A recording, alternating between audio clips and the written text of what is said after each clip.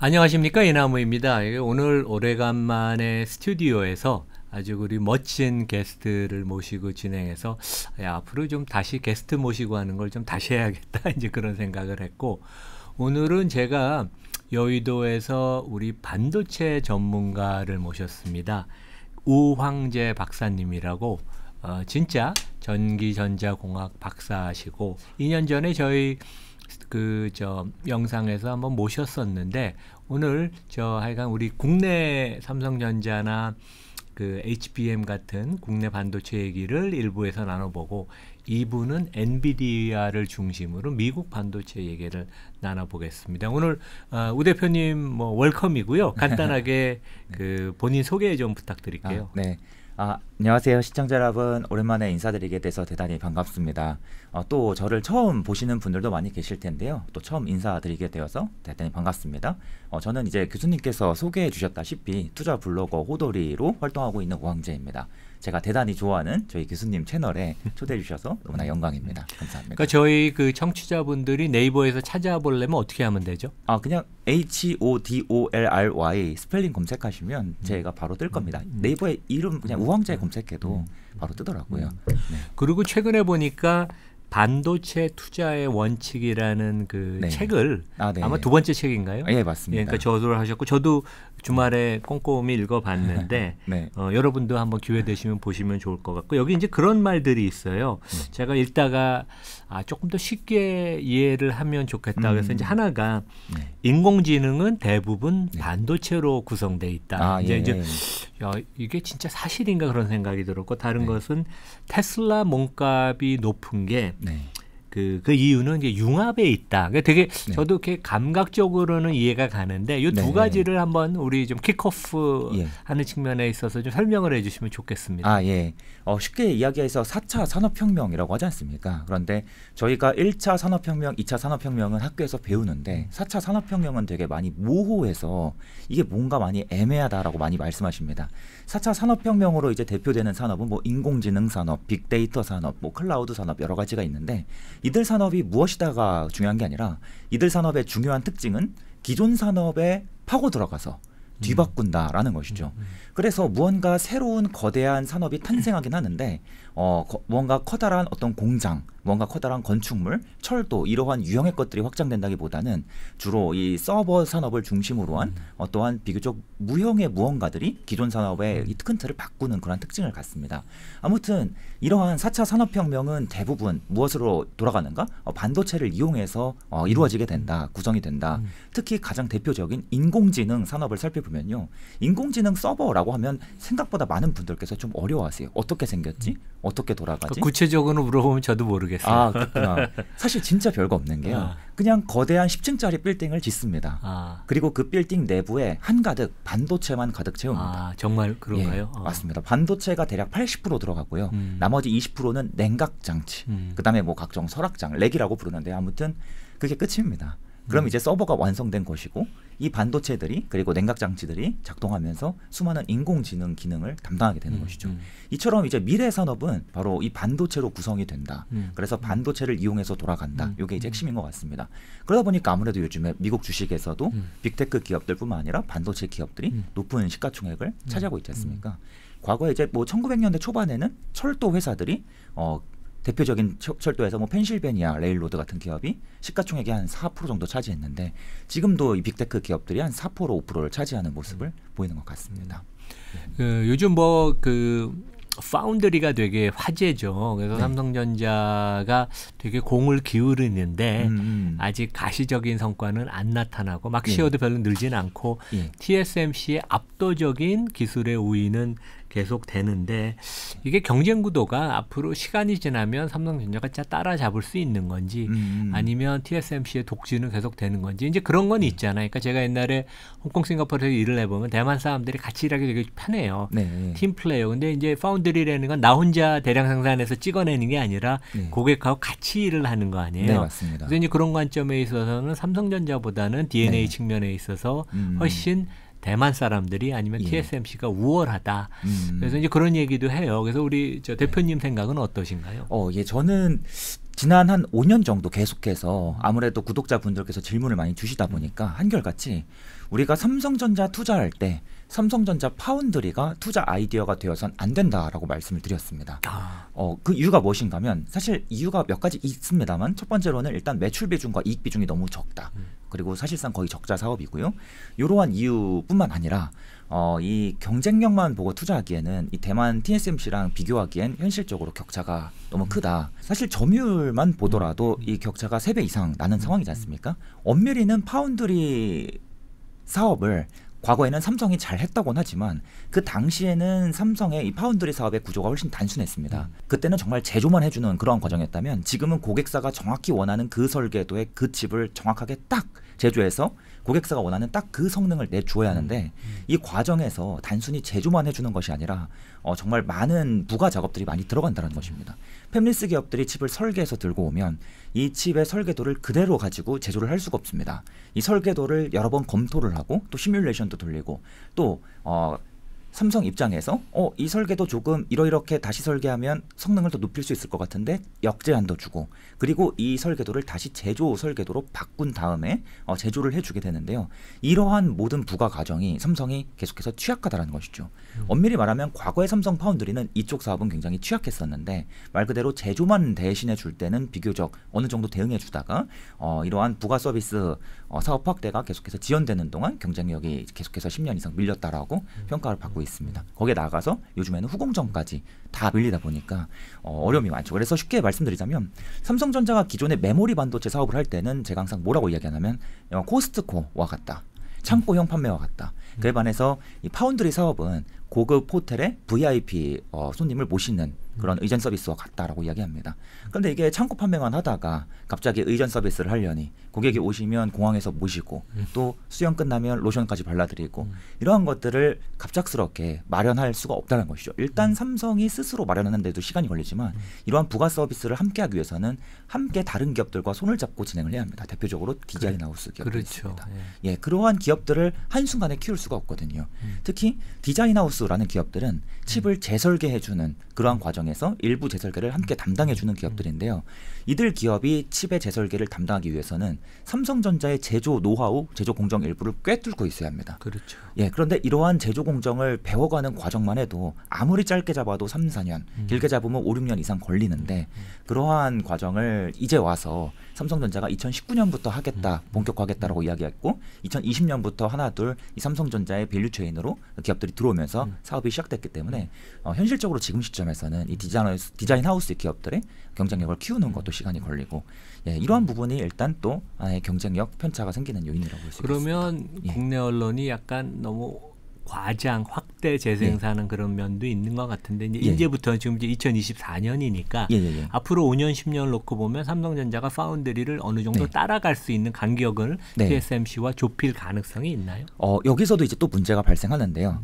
삼성의 점유율이 3분의 1이 안 되지 않습니까? 15%가 지금 조금 안 되는데 TSMC 55% 점유율을 따라가기 위해서는 규모의 경제도 갖춰야 하고 기술력 경쟁도 갖춰야 하지만 또 인력 풀도 갖춰야 합니다.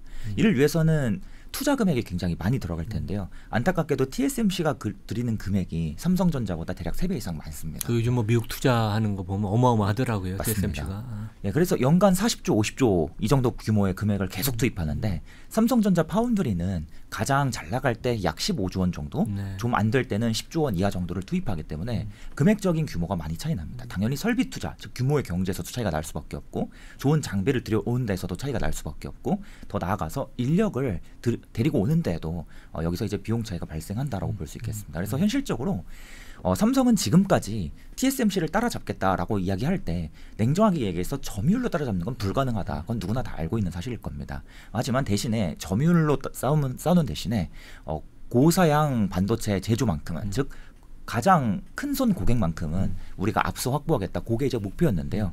지금까지 상황을 보면 어떻습니까? 애플, 퀄컴 같은 고객 모시기도 어려워하는 상황이 계속 반복되다 보니까 이제는 그 목표도 조금 낮추어서 이제는 좀 중저가 칩들의 제조까지 모두 다 우리가 최대한 열심히 확대하면서 다양한 고객사를 대상으로 좀 끌어오겠다. 애플 같은 거대 고객사만 노리다가 이제는 좀 힘드니까 좀 여러 다양한 적당한 수준의 규모의 고객사를 많이 데려오겠다는 전략으로 좀 선회를 하는 것 같습니다. 삼성전자 주가가 최근에 횡보를 하고 있습니다. 예, 오늘도 맞습니다. 보니까 한 7만 6천 원대. 그래서 네. 한 8만 원을 잘 뚫지를 못하고 네. 미국 반도체 회사들과 이제 격차가 최근에 더 벌어지는데 네. 그런 생각이 좀 듭니다. 그러니까 삼성전자의 코어 컴피던스 근원 경쟁력이 예. 전에는 압도적이었는데 예. 그러니까 이제 그걸 근간으로 선점을 해서 이제 초기 네. 단계에서 이익을 많이 내고 거기에는 뭐 이건희 회장 같은 리더십도 있었고 네.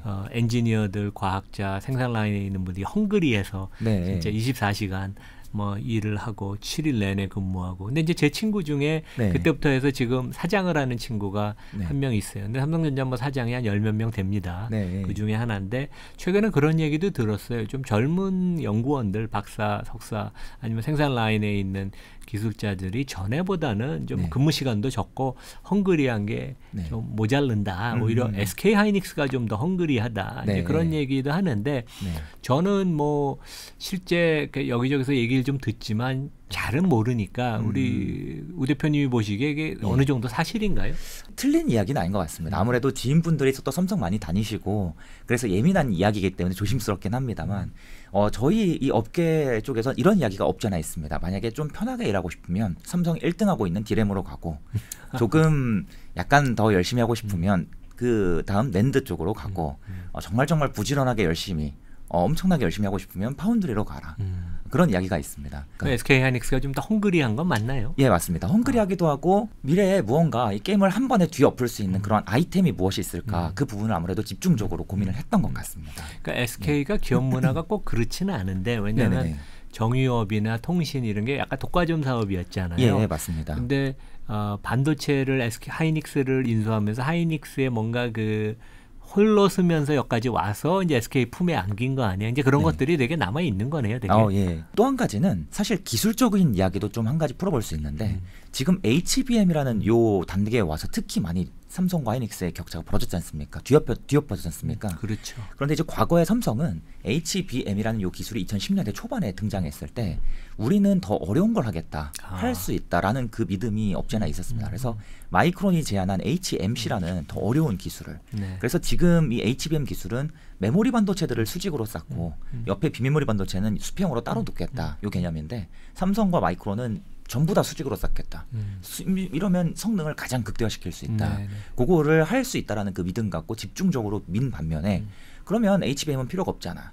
그거는 필요 없어. 어차피 우리가 요거 HMC에서 1등 할 수 있으니까 HBM은 하이닉스나 열심히 하라 그래. 이런 그림이 없지 않아 있었습니다. 그런데 이제 시간이 지나고 보니까 삼성과 마이크론이 추진하던 HMC는 너무나 어려워서 불가능하다. 비메모리 반도체 설계까지 싹 바꿔야 된다. 어려움이 가중된다라는 게 알려지기 시작한 반면에 하이닉스의 요 HBM은 원가를 최대한 절감할 수 있다라는 게 알려지면서 부랴부랴 삼성이 뒤늦게 그리고 마이크론은 더 늦게 들어온 면도 없지 않아 있었습니다. 그런데, 전략적인 판단에 좀 미스도 있었던 거네요. 맞습니다. 되게. 꽤 오래된 얘기지만. 예, 맞습니다. 10년 전 이야기가 계속 그때 그 시절부터의 이야기니까요. 그런데 당시에 이러한 평가를 했었던 그 윗분들의 어떠한 그 시각도 조금 자만이 없지 않아 좀 있었다. 그러한 평가가 좀 나오는 이유도 이 기술을 선택하는 과정에서도 좀 녹아나는 것 같습니다. 그 여기 책에서 보면 예. 그 우 대표님께서 그 밸류에이션의 반도체 주식의 밸류에이션의 그 저평가 여부를 볼 수 있는 방법이 있다고 그러는데 그게 어떤 뭐 특별한 노하우가 있나요? 안 그래도 요즘에 이제 반도체 주식을 지금이라도 사야 됩니까? 아니면 이제는 많이 올라갔습니까? 많이 물어보시는데요.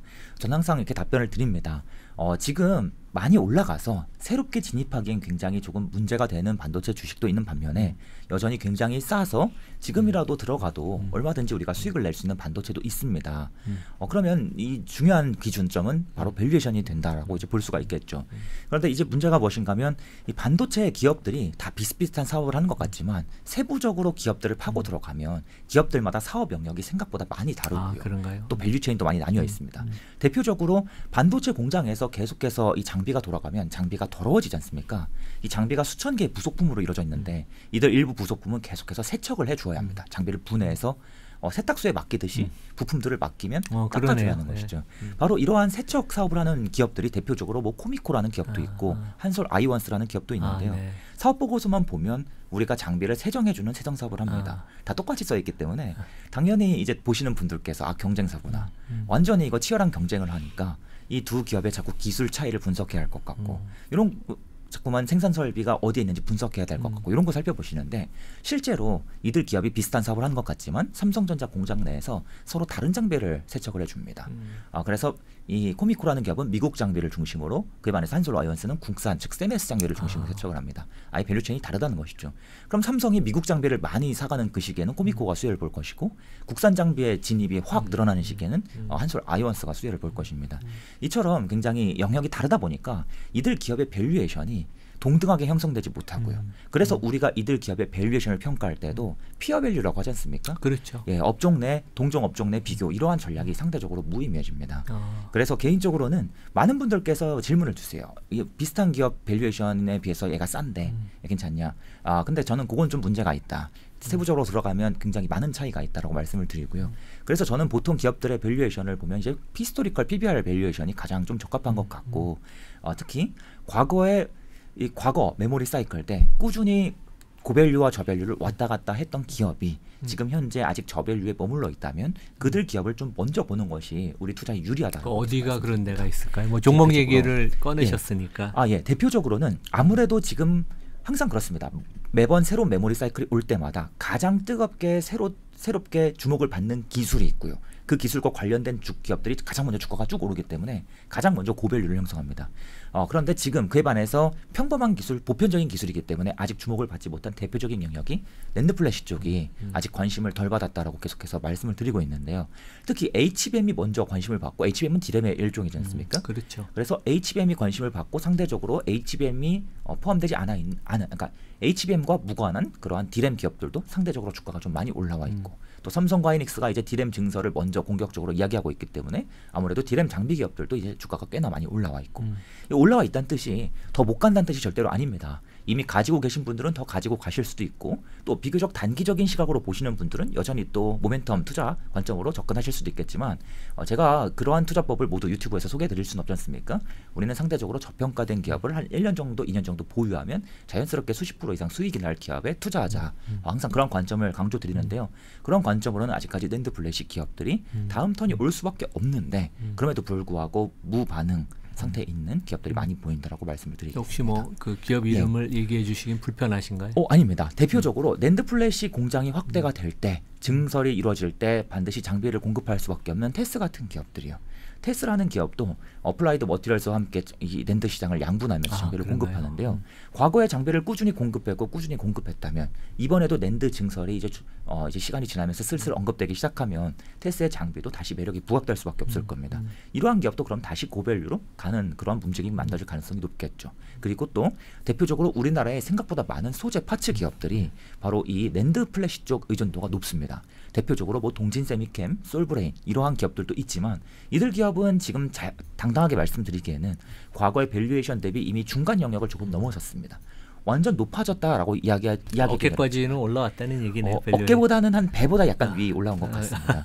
그래서 조금 조심스럽고 그에 반해서 상대적으로 관심을 받지 못하고 있는 TCK나 ENF 테크놀로지 같은 기업들 그리고 비슷한 기업으로는 하나머티리얼스 그리고 올덱스 같은 기업들도 있다라고 좀 말씀을 드릴 수 있겠습니다. 아이고 뭐 재미있는 종목들이 많이 나왔습니다. 그 파운드리 그 밸류 체인에 속한 기업들은 뭐 어디가 있나요?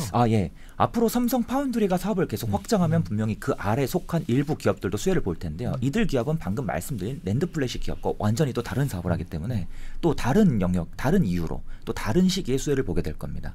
그래서 이 반도체 산업 투자가 매력적인 이유가 디램이 오를 때는 디램 관련주, 낸드가 오를 땐 낸드 관련주, 또 파운드리가 오를 땐 파운드리 관련주에 투자를 하면서 옮겨 타면 우리가 수익을 조금 더 극대화할 수도 있는데요. 이론적으로는 쉽지만 실제는 좀 어렵겠죠. 아무튼 이 파운드리라고 하면 정말 다양한 종류의 칩을 따로따로 만들어 두어야 하다 보니까 여기서 문제가 생깁니다. 두 곳에서 문제가 생기는데요. 고객사가 설계도를 가져오면 이 설계도를 제조용 설계도로 다시 바꿔주는 과정에서 저 많은 설계도를 다 일일이 다 다시 설계하는 어려움이 있기 때문에 이 일을 일부 디자인하우스 기업들과 분담을 합니다. 그리고 또 파운드리 기업들이 칩을 만드는 과정에서 전 공정은 거의 비슷하게 진행하지만 후 공정은 칩의 껍데기를 만들어주는 공정이다 보니까 고객사마다 다 껍데기 모양이 다 다르다라는 것이죠. 그래서 고객사마다 다 따로따로 모양을 만들어줘야 하다 보니까 후 공정에서 또 어려움이 생깁니다. 저렇게 많은 종류의 칩을 우리가 다 해줘야 돼 어려움이 생깁니다. 그래서 바로 이 디자인하우스 기업들과 후 공정 기업들이 이 파운드리 쪽에서 이 파운드리의 수혜를 보는 파운드리 밸류체인에 속해 있는 기업들이다 볼 수 있겠는데요. 아쉽게도 후공정 기업들은 조금 유의가 필요한 게 후공정 기업들 중에 정말 열심히 하고 잘하는 기업도 있지만 문제는 계속해서 열심히 설비 투자하고 현금을 지출하는데 실제로 현금 회수가 안 되는 현금이 쌓이지 못해서 또 설비 투자할 때는 우리 현금을 쓸 수 없으니까 자꾸 차입을 또 끌어와야 하는 그러한 기업들이 생각보다 많이 보입니다. 이는 우리나라 기업뿐만 아니라 해외 기업에도 많이 있다는 것이죠. 그래서 이러한 기업들은 우리가 장기적으로 투자하기에는 좀 불리함이 확연하게 있기 때문에 정말 이 기업이 딱 실적이 급증하는 일부 구간 안에서만 투자가 가능하기 때문에 언급이 다소 좀 위험하다라고 생각이 들고요. 그에 반해서 좀 디자인하우스 기업들 중에서는 이 디자인하우스 기업들 간의 어떤 경쟁이 활발히 이루어지는 구도라기보다는 파운드리가 계속 확대되면 더 다양한 칩을 맡을 수밖에 없고 디자인하우스 기업들마다 다 스스로 잘할 수 있는 그 재설계 영역이 나뉘어 있기 때문에 고루 수혜가 돌아가는 그런 특징을 가지고 있습니다. 그래서 디자인하우스 기업들이 상대적으로 이 파운드리의 수혜 강도가 좀 더 높겠다라고 이야기할 수 있겠는데 문제는 최근에는 일부 기업은 아직은 밸류에이션이 좀 높거나 좀 많이 올라서 비싸져 있는 기업도 있기 때문에 여러분께서 밸류에이션을 기준으로 잘 선별하셔야 된다라고 좀 말씀드려보겠습니다. 그러니까 뭐 특별히 이렇게 눈에 띄는 종목들이 있나요? 예, 개인적으로는 이 디자인하우스 기업이라고 하면 우리나라에서 가장 대표적인 기업이 가온칩스랑 AD 테크놀로지 두 기업이 있습니다. 그런데 두 기업이 얼추 보면 비슷한 사업을 한 것 같고 비슷한 칩들을 재설계해 주는 것 같지만 문제가 무엇인가 하면 가온칩스는 상대적으로 상장한 지 얼마 안 됐고 뭔가 좀 기술 부각이 많이 됐고 실적 부각도 많이 됐기 때문에 밸류에이션이 상대적으로 높은 영역에 있고요. 그에 반해서 AD 테크놀로지라는 이 기업은 이 과거에 TSMC와 함께 손을 잡고 디자인 사업을 하다가 TSMC와 손을 끊고 삼성으로 옮겨 탔습니다. 그 과정에서 기존의 TSMC와의 프로젝트가 모두 끊기니까 실적이 급감하고 지금도 적자 상태를 유지하고 있거든요. 그러다 보니까 상대적으로 관심을 덜 받아서 밸류 배력이 높은 특징을 하지만 디자인하우스 기업 중에는 절대적인 1위라는 그런 특징을 가지고 있습니다. 그럼 아무래도 역시나 밸류 관점에서 뭐 디자인하우스 기업들의 뭐 기술력이 어떻고 기술이 어떻고 그런 내용이 아니라 역시나 밸류 관점에서 우리는 AD 테크놀로지를 먼저 보고 그다음 가온칩스를 분석하는 것이 순서가 되겠다라고 좀 의견을 드릴 수 있겠습니다.